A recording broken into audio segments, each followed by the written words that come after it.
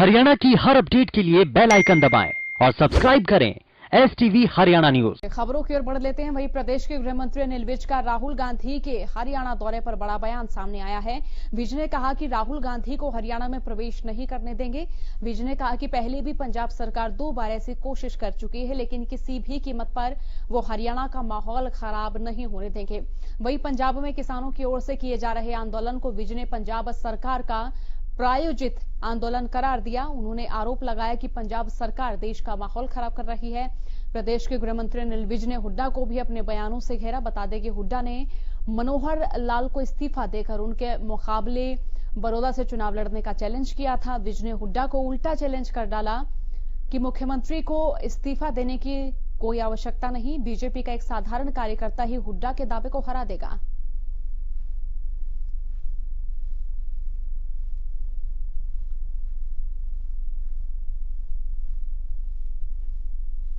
बार पंजाब सरकार कर चुकी कि पंजाब से भीड़ इकट्ठी करके हरियाणा का माहौल खराब करने के लिए हरियाणा में भेजने की कोशिश की, जिसको हमने रोका। अगर ये इस बार भी हरियाणा का माहौल खराब करने की कोशिश करेंगे तो हम इनको हरियाणा में प्रवेश करने नहीं देंगे। पंजाब में किसान आंदोलन को लेकर जो कुछ भी हो रहा है वो सरकार प्रायोजित हो रहा है। कांग्रेस की सरकार है। कांग्रेस की सरकार अपनी हाई कमांड के आदेश पर वो देश का माहौल खराब करना चाहते हैं। जहां तक किसान की बात है, किसान इस मुद्दे को समझ चुका है कि विपक्षी पार्टियां किसान का कंधा इस्तेमाल करके अपनी राजनीति करना चाहते हैं। देखिए, हुड्डा साहब कागजी किले बनाने में मशहूर है, तो दे देना इस्तीफा। मनोहर लाल जी को सामने लड़ाने की क्या जरूरत है? हम अपने एक साधारण से कार्यकर्ता को तेरे मुकाबले लड़ा के तेरे को हराएंगे। वहीं बीजेपी प्रदेश अध्यक्ष ओपी धनखड़ कुरुक्षेत्र के सैनी समाज भवन पहुंचे। इस दौरान उनके साथ बीजेपी नेता सुरेश भट्ट भी मौजूद थे। कुरुक्षेत्र में 7 जिलों से आए मंडल अध्यक्षों की प्रदेश अध्यक्ष ने बैठक ली। इस बैठक का उद्देश्य संगठन की नई टीम खड़ी करने के साथ साथ संगठन को मजबूत करना था। इसके साथ ही किसान आंदोलन से निपटने और बड़ौदा उपचुनाव में पार्टी की जीत को लेकर भी आगे की रणनीति पर मंथन करना था। इस मौके पर बीजेपी प्रदेश अध्यक्ष ओपी धनखड़ ने कहा कि बीजेपी किसानों की पक्षधर है और धान बाजरे की फसल का एक एक दाना सरकार खरीदेगी। धनखड़ ने कहा कि मंडी व्यवस्था और MSP ज्यों की त्यों बनी रहेगी, किसानों को किसी तरह की कोई दिक्कत नहीं आएगी। और वहीं ओपी धनखड़ ने कांग्रेस पर किसानों को गुमराह करने का आरोप लगाते हुए राहुल गांधी पर भी तंज कसा। उन्होंने कहा कि माहौल खराब करने का अधिकार किसी के पास नहीं है। धनखड़ ने कांग्रेस को इवेंट पार्टी बताते हुए कहा कि एक माता अपने अयोग्य पुत्र को प्रधानमंत्री बनाने की लड़ाई लड़ रही है।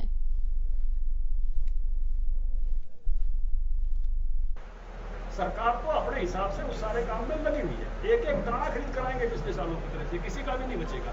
प्रारंभिक दिक्कतें हैं, शुरू में आती है, 5-4 दिन दिक्कतें आती हैं। जब सिस्टम जुड़ता है, सारी दिक्कतों को पार करते हुए बाजरे का भी एक एक दाना खरीदेंगे और जीरी का भी एक एक दाना खरीदेंगे, जैसे पहले खरीदते रहे। इस खरीद के लिए मोदी जी पैसा दे रहे हैं, सोनिया नहीं दे रही है ठंडी भी। कांग्रेसी खाम खा की अफवाह न फैलाएं। बिल्कुल हरियाणा का माहौल खराब करने का अधिकार किसी को नहीं है।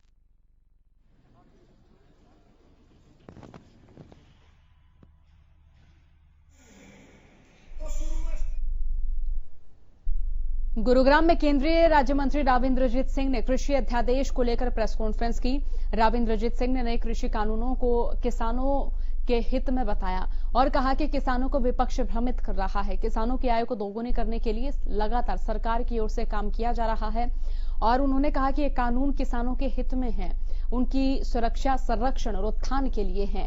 किसानों को इससे कोई नुकसान नहीं होगा, बल्कि आजादी के बाद ये पहले ऐसे कृषि बिल हैं जो किसानों के विकास में अहम योगदान देंगे। दोनों चीज चालू रहेंगी, मार्केट कमेटी भी होगी और ये एग्रीमेंट भी होएगा और किसान को इसका कोई नुकसान नहीं होगा। कभी भी किसान एग्रीमेंट को नकार सकता है। अगर किसी से चाहे रिलायंस से करी हो, चाहे अडवाणी बड़ी तोप से करी हो,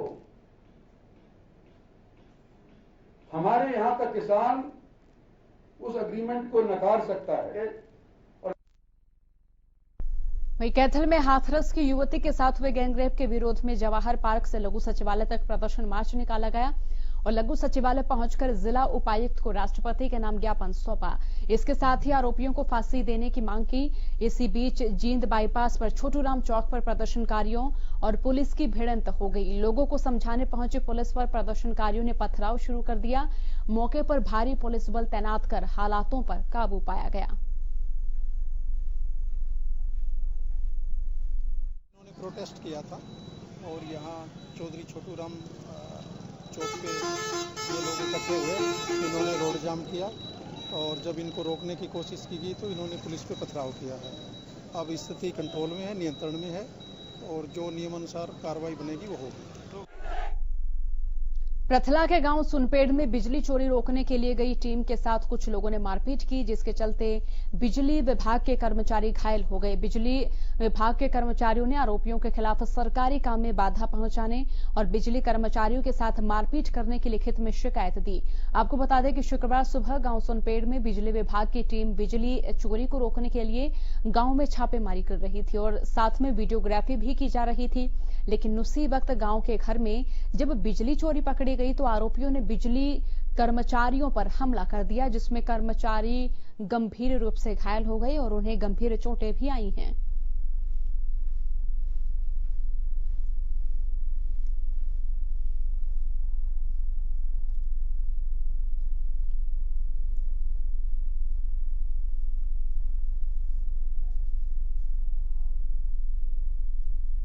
प्रदेश की अनाज मंडियों में धान की आवक तेज हो गई है।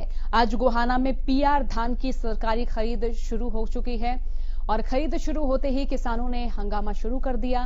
किसानों का आरोप है कि मंडी में धान की नमी चेक करने वाली मशीन में गड़बड़ झाला है और एक ही मशीन से धान का सैंपल निकालकर दूसरी मशीन में चेक करने पर दोनों मशीनों के सैंपलों में अंतर आ रहा है, जिसके बाद किसानों ने मंडी में सरकार के खिलाफ जमकर नारेबाजी की और नारेबाजी करते हुए अधिकारियों पर गड़बड़ झाले का आरोप लगाया। किसानों के हंगामे के बाद मौके पर पहुंचे गोहाना अनाज मंडी के सचिव और हैफेड के अधिकारी ने किसानों को शांत कराया। किसानों के हंगामे के चलते कुछ देर तक मंडी में खरीद का काम रुका रहा और अधिकारियों के आश्वासन के बाद दोबारा से खरीद का काम शुरू हो गया।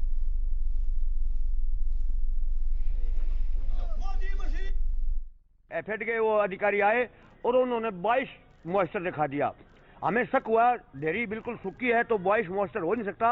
हमने एफेड के अधिकारियों को कहा भाई अपनी एक मशीन और ले, ये मशीन आपकी खराब है। दूसरी मशीन लाए तो वही सैंपल उसने 16.9 दिखाया, यानी कि बहुत बड़ा डिफरेंस है और सरकार की मंशा सही नहीं है। हमारी तो ये डिमांड है कि जो अधिकारी उस मशीन को लेकर आए थे उस पर मुकदमा दर्ज होना चाहिए, क्योंकि अभी खरीद बंद कर दिया। उन लोगों ने कहते हैं कि हमारी मैच नहीं करनी मशीन, ऊपर बात करेंगे। ऊपर कहाँ बात करनी है जब आज पहली बार ही आपकी मशीन खराब लेके आए हो। इससे बड़ा अन्याय हो नहीं सकता किसान के साथ। किसान इस खरीद से वंचित रह जाएगा और किसान के ऊपर ही दोष रख दिया गया कि आप में नमी है, जबकि नमी है नहीं। खरीद शुरू हुई है, जो प्रोक्योरमेंट एजेंसी का जो मीटर था उन्होंने उस पर ऐतराज जताया। उसके बाद हमने मार्केट कमेटी का जो माउस्टर मीटर है वो लेके गया और ठीक मिल गया और कार्रवाई चल रही है सर। नहीं, दोनों मीटरों में जो टेम्परेचर है, जो मॉइस्चर है वो अलग अलग है। नहीं, हमारे दोनों मीटरों में कोई फर्क नहीं है, जो मार्केट कमेटी का और जो खरीद एजेंसी का उससे मिला है। नहीं, किसानों का ये कहना है कि एक जो मशीन है उसमें 22 है और एक में 16.9 है और किसानों ने ये भी कहा कि मशीन को बदला जाए। मशीन हमने परचेज एजेंसी से तीसरी मशीन भी मंगवा ली है। 2 मशीन और नहीं मंगवा ली, ऐसी कोई बात नहीं।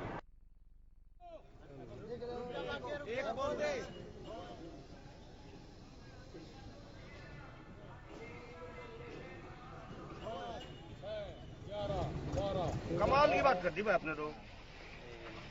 मोदी मशीन मुर्दाबाद मुर्दाबाद। एक बोल दे।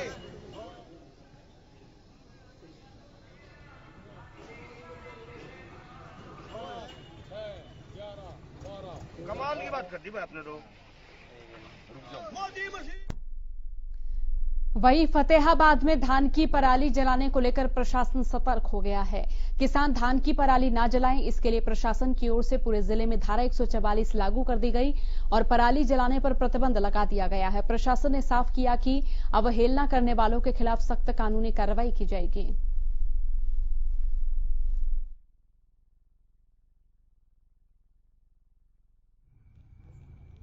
किसान पराली को जो उसके अवशेष बच जाते हैं धान के, उसको वो जलाते हैं।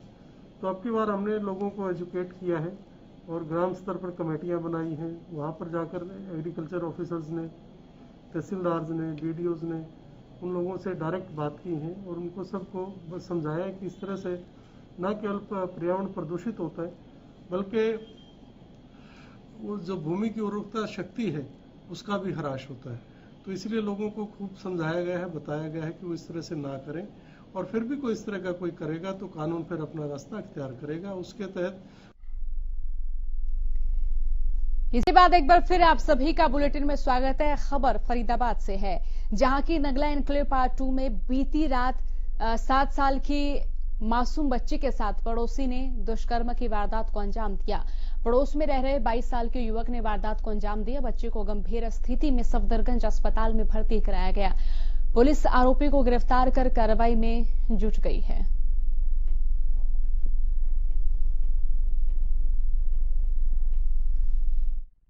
सूचना मिलने पर और पूरा मामला सामने आने के आधे घंटे के अंदर अंदर ही पुलिस ने आरोपी को अरेस्ट कर लिया था, मौका से धर लिया था।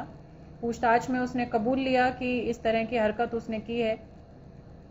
बच्ची 8 साल की, अपनी छोटी बहन जो लगभग 4 साल की है और एक उसका भाई है जो 2 साल के आसपास का है। तीनों भाई बहन कमरे में सो रहे थे रात को। पड़ोस में रहने वाला एक दूसरा लड़का कमरे में घुसा और उसने जो ये 8 साल की बच्ची थी इसके साथ बलात्कार किया। बच्ची रोने लगी तो दूसरी बहन जो इसकी है 4 साल की, वो उठ गई। उसने उठ के जाके बाहर वरांडा में इसके पेरेंट्स सो रहे थे, अपनी मदर को जगाया और बताया कि दीदी रो रही है। मदर ने जाके देखा तो उनको देखने से समझ में आया कि बच्ची के साथ गलत काम हुआ है।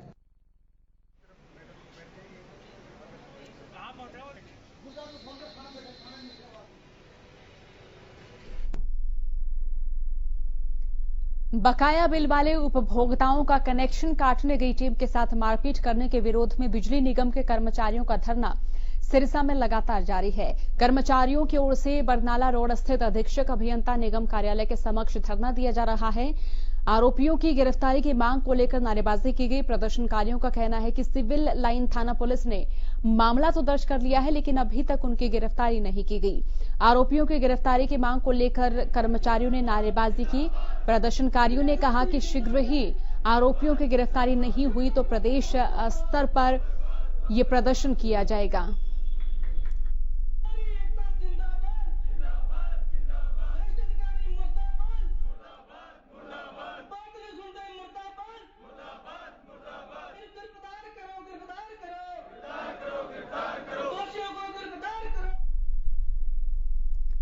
प्रदेश में लूटपाट की वारदातें लगातार बढ़ रही हैं। कानून के आगे बदमाशों के हौसले बुलंद नजर आ रहे हैं। सोनीपत में बेखौफ बदमाशों ने एक महिला से उसका फोन छीना, फिर भाग गए।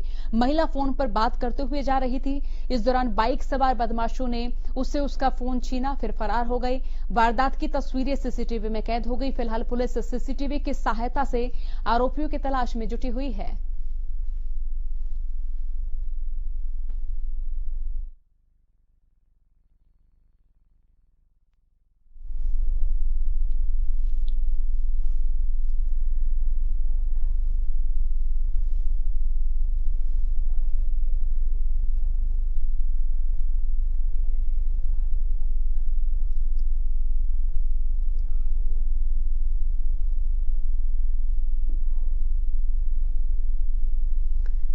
रेवाड़ी के गुड़ बाजार में ज्वेलरी शॉप में सेंध लगाकर चोरों ने हजारों रुपए के आभूषण चोरी कर लिए।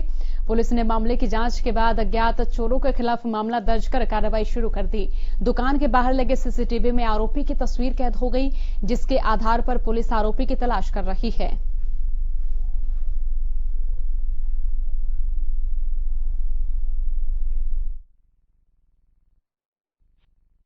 तो एक आदमी जिसने कैप वगैरह पहन रखी थी, टॉप्स देखने के बहाने यहाँ पे आया। हमने उसको अपने डिस्प्ले के टॉप्स दिखाए तो उसने बातों में उलझा कर कि मुझे एक और टॉप्स दिखा दो, मुझे चैन भी चाहिए। ऐसे करके जब हमने अपनी स्टॉक की जो डब्बियाँ होती हैं टॉप्स की वो निकाली, उस बीच उसने बातों में उलझा कर कभी ये तुलवाया वो तुलवाया। उसने एक डब्बी उठा ली जिसमें हमारे टॉप्स के सामान थे गोल्ड का, वो चोरी करके ले गए। सीसीटीवी फुटेज में आ रहा है दुकान पे तो उसने कैप पहन रखी थी, लेकिन बाजार के मार्केट की जो फोटो है उसमें उसकी फोटोज भी आ गई है क्लियर। और पता चला है कि 100 मीटर दूर पे उसका एक साथी भी खड़ा था बाइक पे, वो बाइक पे सवार होकर दोनों एकदम से फरार हो गए।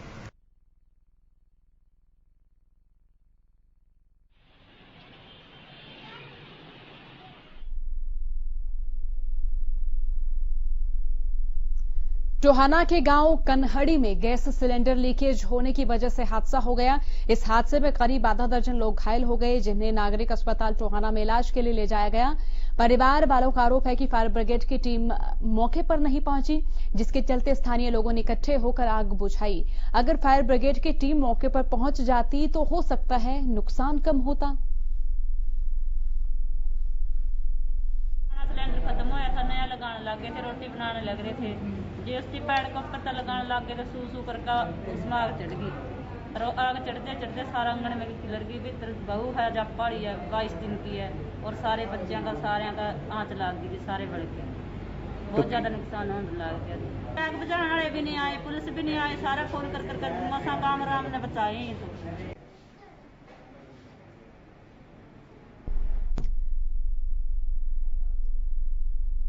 बुलेटिन में फिलहाल के लिए इतना ही। बने रहिए हरियाणा न्यूज के साथ। नमस्कार।